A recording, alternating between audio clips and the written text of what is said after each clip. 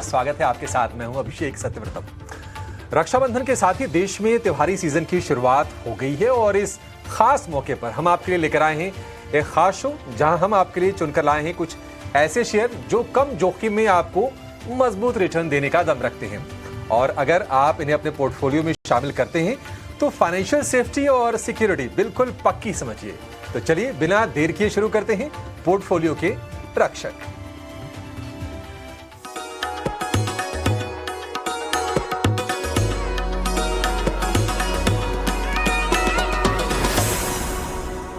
रक्षाबंधन पर आपको शानदार रिटर्न गिफ्ट देने के लिए हमारे साथ मौजूद हैं दो खास मेहमान, जियोजित इन्वेस्टमेंट के senior vice president Gaurang Shah और वृद्धि इन्वेस्टमेंट के विवेक कारवा।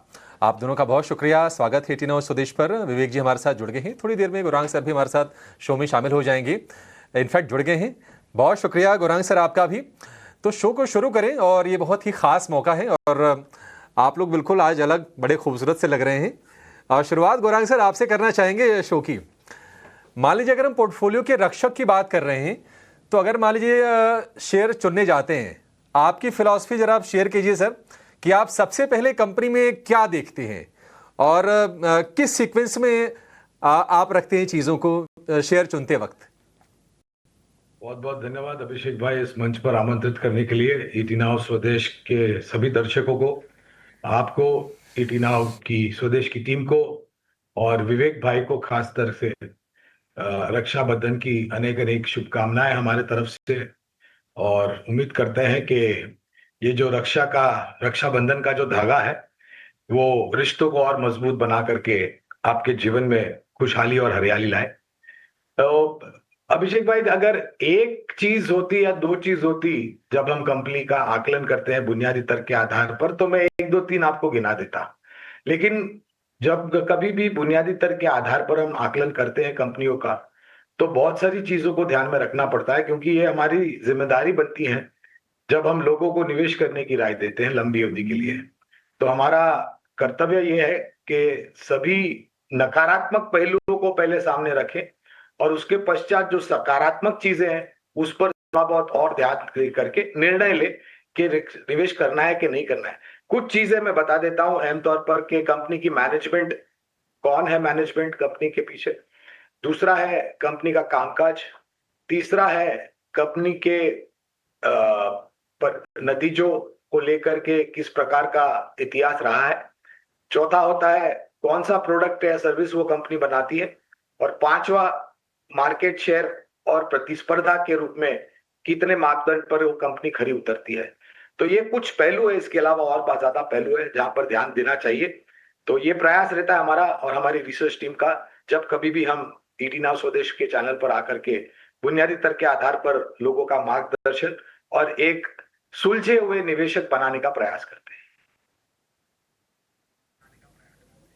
जी बिल्कुल, ये सारी की सारी चीज़ें आप ज़रूर ध्यान रखिए जब भी आप शेयर चुनते हैं। खुद की भी रिसर्च अगर आप करते हैं तो इन बुनियादी चीज़ों का आपको ख्याल रखना ज़रूरी है। लेकिन बाजार में एक चीज़ के बिना काम नहीं चलेगा और वो है विवेक।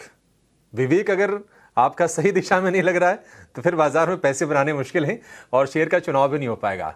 तो विवेक जी साक्षात हमारे साथ जुड़ गए हैं और बिना देर किए उनकी इंटेलिजेंस से, उनकी सोच से हम शेयर समझने की कोशिश करेंगे जो पोर्टफोलियो के रक्षक बनेंगे आपके। तो कम से कम यहाँ से अगले एक साल की, यानी कि अगले रक्षाबंधन तक की तैयारी तो हम आपकी आज करवाई देंगे और कोशिश करेंगे कि 8-10 ऐसे शेयर जाने जिनको लेके आप थोड़े बहुत तो बेफिक्र हो ही सकते हैं। तो शुरुआत विवेक जी आप कर दीजिए, बताइए सर पहला शेयर, पहला रक्षक आपकी तरफ से कौन होगा? तो अभिषेक जी, बात ऐसी है कि पहले तो आपको और गौरांग सर को नमस्कार। वो चेन्नई आते रहते हैं, कभी मिलते नहीं है, तो ये शिकायत है उनसे। तो ऐसा है कि नाम विवेक होने से विवेक नहीं आता है, लेकिन हाँ, बाजार एक ऐसी चीज जो करीबन ऑलमोस्ट आज समझ लीजिए कि 24 साल हो गए बाजार में रहते हुए। तो बाजार में मार खा खा के आप सब कुछ एंड ऑफ द डे सीख ही लेते हो। तो यही है। और ये कि आपको अगर सही में पोर्टफोलियो की रक्षा करके वैसे अगर स्टॉक्स लेने हो तो ऐसी कंपनीज जो दिग्गज हो अपने स्पेस में, कभी भी जिसके पास कोई ना कोई मोट हो और जो सेक्टर्स वैल्यूएशन वाइज भी सस्ते हो वैसे ही आपको देखनी चाहिए और काफी रिजिलियंट भी रहना। तो मेरा पहला स्टॉक रहेगा, क्योंकि मैं काफी बुलिश हूँ बैंकिंग और फाइनेंशियल सर्विसेज पे अभी भी, तो इसके लिए मैं चॉइस करूंगा एचडीएफसी बैंक का। ठीक है, बाजार के अनुसार समझ लीजिए कि ठीक ठाक नतीजे नहीं थे, लेकिन हाँ काफी सेफ बेट है आज के दिन एचडीएफसी बैंक इस बाजार में। और लगभग जो भी टैरिफ टैरिफ गेम खेला जा रहा है उसका कोई लिंक नहीं है अमेरिका से। और जो रिजल्ट्स आए थे एचडीएफसी बैंक के, मुझे लगता है कि जो नेगेटिविटी थी या फिर जितने भी कंसर्न्स थे वो अब पीछे रह गए। अब आगे चल के बैंक का एक स्टडी ग्रोथ ट्रेजेक्टरी पे आपको देखने को मिलेगी। तो रिजल्ट्स में भी आपको अच्छा लोन ग्रोथ देखने को मिला था, और जो असेट क्वालिटी है वो भी काफी स्टेबल और अच्छा था इस बार। तो मुझे लगता है कि क्योंकि एचडीएफसी बैंक मैंने आप ही के शो पे करीबन 1350-1400 उस रेंज में भी रिकमेंड किया हुआ था, तो अभी भी वो होल्डिंग में है और मुझे लगता है कि 2100 तक अभी भी जा सकता है। तो एचडीएफसी बैंक फर्स्ट चॉइस रहेगा अभिषेक जी। ठीक है, एचडीएफसी बैंक पहली पसंद है और हमने देखा कि हाल फिलहाल इसके नतीजे भी अच्छे आए। आगे हमने ये भी देखा कि 2000 रुपये के ऊपर निकल के रिकॉर्ड हाइस पर गया, लेकिन एक साल की अवधि के लिए आप टारगेट इसमें मान के चलिए 2100 रुपये का। ठीक है, ये 2100 रुपये। और विवेक जी, अगर मान लीजिए बोनस वगैरह आ जाए, मतलब ऐलान तो कर दिया है बैंक ने, तो फिर उसी अनुपात में आप एडजस्ट कर लीजिएगा भाव को, लेकिन इस भाव पर 2100 रुपये के टारगेट आप मान के चलिए एचडीएफसी बैंक में पोर्टफोलियो का पहला रक्षक। लेकिन विवेक जी, आप जो कह रहे हैं ना कि मार खा खा के बुद्धि आती है, कुछ लोग कहते हैं नहीं बादाम खा के भी आ जाती है, तो वो ट्राई करके देखिए आप थोड़ा सा। अब वो लेकिन गौरांग सर, अभिषेक आप बताइए आप। हाँ, नहीं ठीक है सर। और दूसरी जो आपके कंसर्न थे ना कि चेन्नई नहीं आते हैं गौरांग सर, तो आप ऑन एयर प्रॉमिस आपने ले लिया है। अब दिक्कत ये है कि मुंबई वालों को मन कहीं और लगता नहीं है, तो गौरांग सर जाते होंगे और शाम वाली फ्लाइट से चले आते होंगे। जी बिल्कुल अभिषेक भाई, भारत भ्रमण बहुत हो रहा है। ठीक है, चलिए। विवेक भाई ने कई बार हमें निमंत्रण दिया है, लेकिन हम जब कभी भी जाते हैं चेन्नई, तो जैसे आपने फरमाया सुबह उतरते हैं, शाम की फ्लाइट लेकर के वापस आ जाते हैं। आज भी मैं बंबई में नहीं हूं, मैं कोचिन में हूं, त्रिशूर में हूं, और त्रिशूर में हमारी कुछ मीटिंग्स है वो लाइंड अप, तो इसकी वजह से थोड़ी भारत भ्रमण बहुत ज्यादा हो रहा है हमारा। विकल्प के रूप में जिस प्रकार से विवेक भाई ने वित्तीय क्षेत्र पर ध्यान दिया है, तो मैं भी इसी पर थोड़ा बहुत ध्यान और देना चाहूंगा। और वित्तीय अनुशासन विवेक भाई जिंदगी में होना, अभिषेक भाई होना बहुत जरूरी है। अगर वित्तीय अनुशासन नहीं है तो आप सक्षम रूप से सफलता नहीं पा पाएंगे। तो एचडीएफसी बैंक की बात की विवेक भाई ने, हमारे तरफ से और एक निजी क्षेत्र की दिग्गज बैंक आईसीआईसीआई बैंक की मैं बात करना चाहूंगा। तुलना अगर आप करें तो मेरे ख्याल से थोड़े बहुत बेहतर नतीजे आईसीआईसीआई बैंक के आए हैं, और हमें लग रहा है कि जिस प्रकार से वित्तीय क्षेत्र में परिवर्तन हो रहा है, ब्याज दरें कट रही है, उसके आधार पर ऊपर के तरफ के दायरे बनेंगे। लक्ष्यांक के रूप में शायद थोड़ा बहुत आपको इतना बड़ा लक्ष्यांक नहीं दिखेगा, लेकिन 1560 का लक्ष्यांक है आईसीआईसीआई बैंक पर, और अगर नतीजे बेहतर आए तो इस लक्ष्यांक में परिवर्तन करेंगे। एक 15 सेकेंड और लूंगा अभिषेक भाई, छोटा सा डिस्क्लोजर दे देता हूं। जो भी लंबी अवधि के लिए निवेश लायक रणनीति आज हम आपके समक्ष रखेंगे, ये हमारी रिसर्च टीम की तरफ से। इसमें हमारी कंपनी जियोजित अथवा मेरा कोई निजी निवेश नहीं है, ना ही कोई वित्तीय लाभ मिलता है, और ना ही किसी प्रकार का कॉन्फ्लिक्ट ऑफ इंटरेस्ट, लेकिन इसी स्तर पर राय हमारे क्लाइंट्स को देते हैं, हो सकता है उनका निवेश हो। ठीक है, एचडीएफसी बैंक विवेक जी ने चुन लिया, गौरांग सर की बात करें आईसीआईसीआई बैंक चुन लिया। कई बार लगता है ना कि इन्वेस्टिंग कितनी इजी है। अगर आप बढ़िया शेयर चुन लें, निफ्टी के स्टॉक्स भी चुन लें, थोड़ी बहुत रिसर्च कर लें, सेक्टर समझ लें और टाइमिंग का ख्याल रखें, तो मतलब इतना भी कठिन नहीं है। लेकिन ये कि हाँ, मुहर लगाने के लिए ना आपको किसी बड़े एक्सपर्ट्स की जरूरत पड़ती है, और वो काम हम करते हैं। दो धुरंधरों को हम शो में लेकर आए हैं आज के सत्र में। विवेक सर, अगला शेयर फाइनेंशियल्स, थोड़ा आगे बढ़ते हैं, बताइए और कहां आपकी नजर गई है, और दूसरा पोर्टफोलियो का रक्षक कौन होगा? एक रिसर्च है अभिषेक कि भारत में ऑन एवरेज मतलब पर हेड जो डेटा कंजम्पशन है वो है 34 जीबी हर महीना। 34 GB। और इस 34 GB में जो यूजफुल काम के लिए जो यूज होता है वो खाली 10% है। मतलब 90% लोग खाली रील्स, मीम्स वगैरह इसके लिए यूज कर रहे हैं। और आज भी आप भारत में देखो तो मतलब ऑलमोस्ट डुओपोली है। भारती एयरटेल मेरा चॉइस रहेगा। और इसका जो रिजल्ट आया था वापस बाजार के अनुसार ठीक ठाक रिजल्ट था, लेकिन आरपू करीबन ऑलमोस्ट 250 रुपए का कंपनी ने दिखाया है। जो year on year consolidated profit था वो भी 43%, बहुत अच्छा प्रॉफिट लेवल कंपनी ने दिखाया। तो मुझे लगता है कि इसको आपको लेना चाहिए, क्योंकि अब जो आदत लोगों की बन गई है। देखिए, मैं ऐसे डिस्क्लोजर बोलता हूँ, मेरे पास 3 सिम कार्ड है तीनों कंपनी के। तो आज के दिन ये है कि अगर ये 2 या 3 कंपनी सोच ले कि 10% 20% और बढ़ाना यहाँ से, का आरपू इजीली ऊपर बढ़ सकता है। और मुझे लगता है कि क्योंकि खाली 3 कंपनी है भारत में, ये एक सेफ बेट आगे चल के भी रहेगा। तो भारतीय एयरटेल देखिए, मुझे लगता है कि 2100 तो आराम से जाना चाहिए अगले 1 साल में, और हो सकता है कि इससे बेहतर भी करके आप दिखा दे कंपनी। ठीक है, बिल्कुल। ये रिसर्च विवेक जी आप मुझे भी शेयर कीजिएगा। ये बड़ी इंटरेस्टिंग रिसर्च लग रही है कि 90% जो डेटा जो खर्च हो रहा है वो रील देखने पर हो रहा है, काम की चीज़ों पर 10% ही हो रहा है। अमेजिंग। लक्ष्य भारतीय एयरटेल के लिए 2100 रुपये का और अवधि 1 साल की आप लेके चलिए। लेकिन ये 3 सिम जो विवेक जी आपने रखा, आपने बताया कि 3 सिम रखा, तो इसको क्या हम इसके मायने निकालें? क्या आप टेलीकॉम पर न्यूट्रल है? नहीं नहीं, देखिए अब गौरांग सर जैसे घूमते हैं, मैं भी काफी घूमता हूँ विद इन इंडिया इंटरनेशनल दोनों। अच्छा तो अच्छा। तो अब देखिए, और एक और कॉमन चीज होगी कि हर एक के हाथ में आजकल 2 मोबाइल तो रहता ही रहता है। तो एक पर्सनल फोन हो गया। इनफैक्ट व्हाट्सएप पे हाँ। व्हाट्सएप ने मुझे 2 बार बैन कर चुका है अभी तक कि आप पर्सनल में बिजनेस क्यों करते हो, बिजनेस में पर्सनल क्यों करते हो। क्योंकि आजकल व्हाट्सएप नॉर्मल भी आता है, व्हाट्सएप बिजनेस भी आता है। तो अब एक पर्सनल व्हाट्सएप का नंबर अलग है, एक बिजनेस जी। का अलग है। तो पूरा लाइफ में कंफ्यूजन करके रखा है इंटरनेशनल कंपनीज ने भी। तो इसके लिए 3 सिम है, 4 थे अब 3 किया है फाइनली। अच्छा ठीक है, थोड़ा पोजीशन आपने रिड्यूस की है। ठीक है, बढ़िया है। तो 3 बढ़िया शेयर आपको मिल गए, एचडीएफसी बैंक, आईसीसी बैंक और इसके अलावा भारतीय एयरटेल। चौथे शेयर की तरफ बढ़ते हैं। गौरांग सर, अब जैसे बीएफएसआई को लेकर तो लोग बुलिश हैं कि आगे अच्छा है, इसमें कोई दो राय नहीं है। एक और थीम मुझे लगता है कि जो इंडिया की ग्रोथ स्टोरी से जुड़ी है, कंस्ट्रक्शन को हम अवॉइड कर नहीं सकते, इंफ्रास्ट्रक्चर को हम छोड़ नहीं सकते। कोई ऐसा शेयर जो इंडिया की ग्रोथ स्टोरी से बहुत ही करीबी से जुड़ा हो और पोर्टफोलियो की रक्षा वो भी कर रहा हो? बिल्कुल। तो एक छोटी टिप्पणी करता हूं। हमसे 1 या 2 सिम नहीं संभाले जाते हैं, विवेक भाई 3-3 4-4 सिम रख देते हैं। तो मैं उनकी परेशानी समझ सकता हूं। तो थोड़ा बहुत समय अपने लिए भी निकालना चाहिए।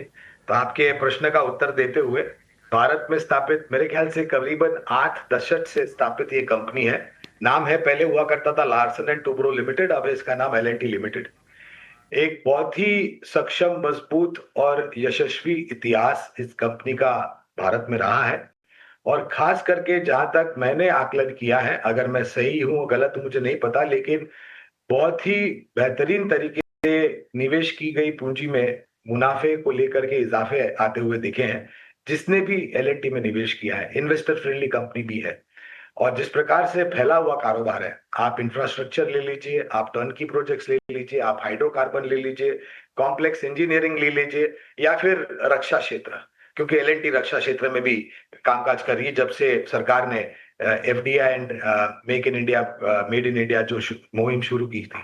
और इस तिमाही के नतीजे जो हमने देखे थे, वो सभी मापदंड पर मेरे ख्याल से जो अनुमान लगाया था विशेषज्ञों ने, उससे बेहतर अनुमान लेकर के आए हैं। ऑर्डर बुक काफी मजबूत है।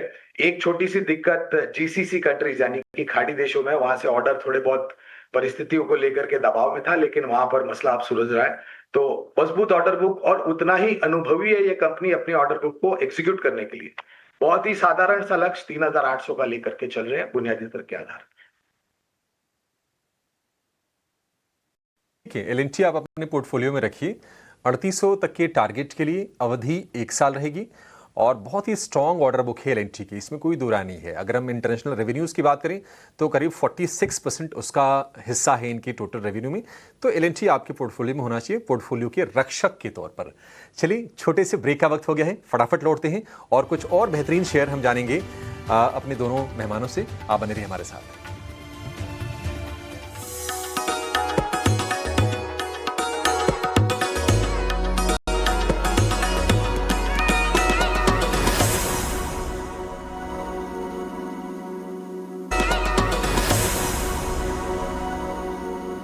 आप देख रहे हैं रक्षाबंधन के मौके पर हमारा ये खास कार्यक्रम पोर्टफोलियो के रक्षक, और आपको हम बता रहे हैं जबरदस्त शेयर जो आपके पोर्टफोलियो में जगह जरूर पानी चाहिए, और आपकी मदद कर रहे हैं दो दिग्गज एक्सपर्ट, गौरांग शाह हैं और वृद्धि इन्वेस्टमेंट के विवेक कारवा भी हमारे साथ हैं।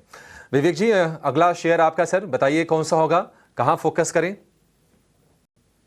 तो अभी जैसे आप लोगों ने कंस्ट्रक्शन की बात की थी, ऑफकोर्स ये भी कंस्ट्रक्शन में आप शामिल कर सकते हो, लेकिन हाँ, घर का कंस्ट्रक्शन। तो मेरा चॉइस रहेगा डीएलएफ, क्योंकि काफी इंटरेस्टिंग लग रहा है रियल्टी, और इस साल रियल्टी ने अच्छा अच्छा रिटर्न्स दिया भी है, जो रियल्टी इंडेक्स है। फिर भी डीएलएफ एक अच्छा चॉइस रहेगा। मेरे हिसाब से 1000 पे जा सकता है। देखिए, जो रिजल्ट आया करीबन इसका कंसोलिडेटेड नेट प्रॉफिट ऑलमोस्ट 18% बढ़ा, बहुत शानदार था। और उसके अलावा जो ये रेवेन्यू था इनका ऑलमोस्ट डबल हो गया था, 99% आजू बाजू था वो। तो ये, और जितने भी ये प्रोजेक्ट, मतलब आज के दिन ये सिचुएशन होके रखा है, चाहे कोई डेड इकोनॉमी बोले, कुछ भी बोले, कि आप एक प्रोजेक्ट लॉन्च करो 1500 करोड़ का, 2000 करोड़ का टोटल, वो जस्ट लॉन्च करने की देरी है और अगले 3-4 दिन में वो पूरा का पूरा प्रोजेक्ट सोल्ड आउट हो जाता है। अभी मुंबई में कंपनी ने ऐसे ही किया था, प्रोजेक्ट लॉन्च किया और बिक गए। और अगला और भी प्रोजेक्ट्स इन लाइन है उनके पास। तो मुझे लगता है कि बहुत सॉलिड कंपनी है कंस्ट्रक्शन स्पेस में। और जितना अभी इंटरेस्ट रेट वगैरह कम हुआ है, और मोस्ट ऑफ द बैंक्स ने, जितने भी बैंक्स हैं, उन्होंने पास ऑन भी कर दिया है वो ब्याज दरें जो कम हुई है। तो इसका फायदा भी रियल एस्टेट को मिलने वाला है। तो डीएलएफ अच्छा चॉइस रह सकता है। डीएलएफ निश्चित तौर पर अच्छा चॉइस है, और अच्छी बात यह है कि जो भाव थे अभी 2 महीने पहले करीब करीब 900 रुपए के, वहां से शेयर ये गिर के आ गया है 750 रुपए के आसपास। तो एंट्री के लिए एक बेहतर अपॉर्चुनिटी है। और मुंबई में अभी इन्होंने प्रोजेक्ट लॉन्च भी किया है, देश के सबसे तेजी से ग्रो करते हुए रियल एस्टेट मार्केट में। तो डीएलएफ अपने पोर्टफोलियो में शामिल कीजिए, रक्षक बनेगा। 1000 रुपए के टारगेट 1 साल के लिए। गौरांग सर, नेक्स्ट स्टॉक आपकी तरफ से?